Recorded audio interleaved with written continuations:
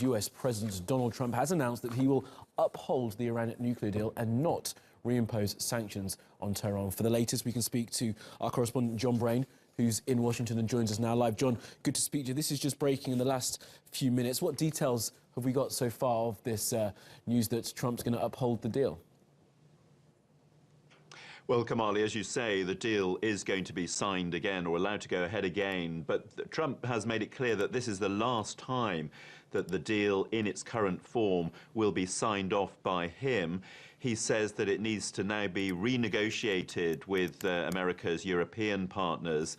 And he says if Iran is going to benefit from the sanctions waiver in the future, then it's going to have to abide by certain conditions, including allowing inspections at short notice by weapons inspectors, clarification that it's not close to developing a nuclear weapon, and he also wants to see the so-called sunset clause removed. This is a part of the deal whereby after 10 years Iran can effectively develop nuclear weapons without the threat of sanctions because the deal runs out. So the status quo remains for now, but Donald Trump determined to change it.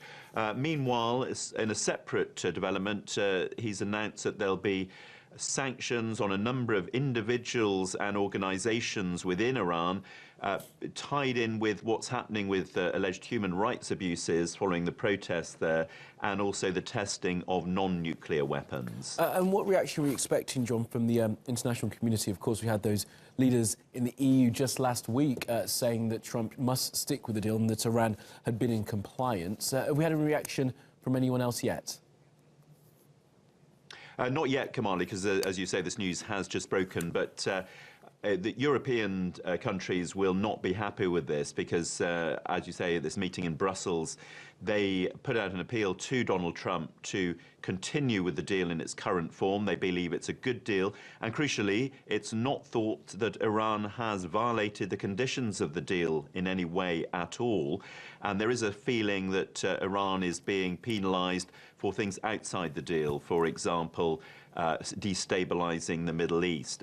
Trump has called it the worst deal ever. He's determined to, even if not get rid of it, at least have it modified in some form, though. We'll see if he can do that. John, for now in Washington, thank you.